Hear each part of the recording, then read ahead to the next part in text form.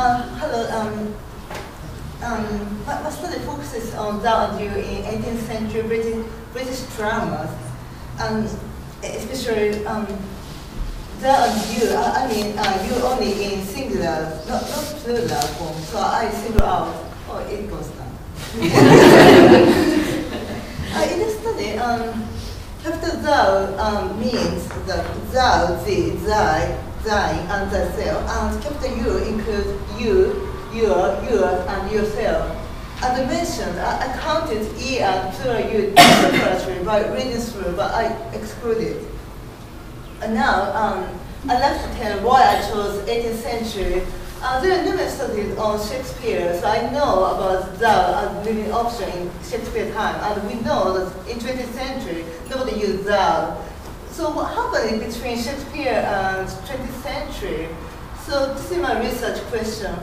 So first one is, how was Zhao and Yu used in 18th century British plays? And second one is, what's the difference between Shakespeare's usage of second person pronoun by Shakespeare and, oh sorry, that was 18th century playwright.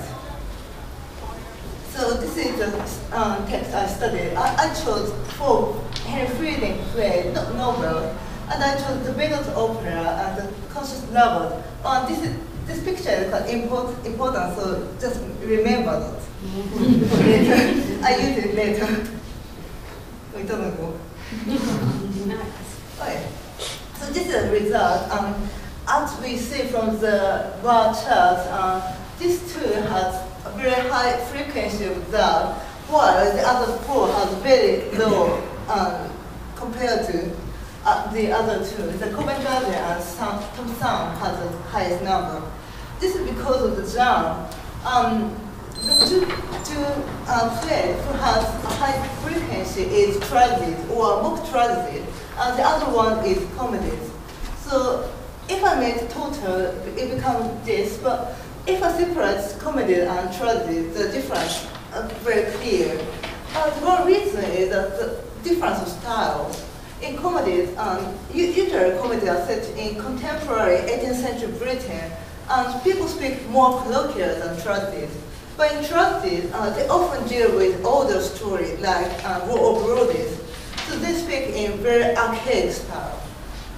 So now, I'd like to explain the use of Zhao in 18th century plays. Unlike Shakespeare, Zhao is not used as a living option, it's used rather like signal.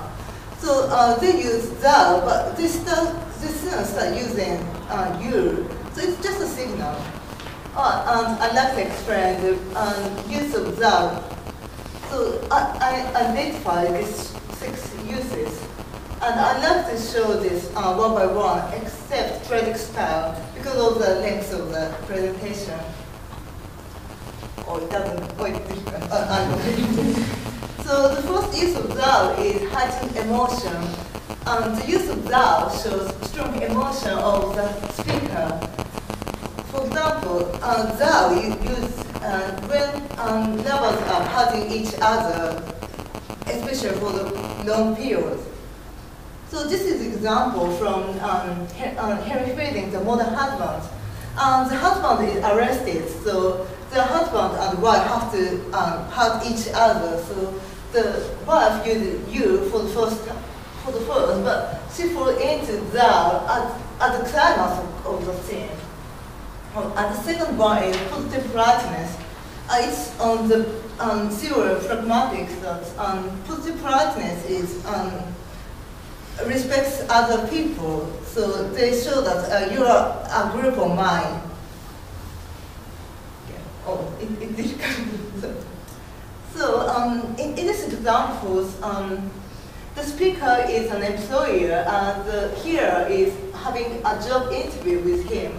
So Bookwood is an employer, and he uses you here, that you can start working now. But at that time, the scarecrow feels that he's not confident enough to start the job. So the employer started using Zhao, saying that to show that the hearer is a group of his, that he respects him. The third one is content and stone. This is the thing I show you in the previous slide. That this is story between rival in love, and they say that which one is feasible. Oh, sorry, it goes. And the next one is role playing. Use of love between lovers are associated with during lovers, especially in Romeo and Juliet. Some characters use love to consider themselves as lovers. So in Vegas opera, the bad guy, Marquis, and his girlfriend, Polly, uses thou and thy, but Marquis only uses her as a tool to get rid of his enemies. So it's not a true lover, just a role playing.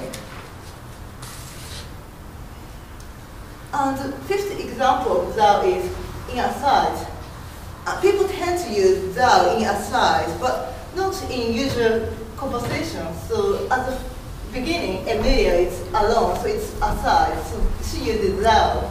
But when the person enters, she changes it into you.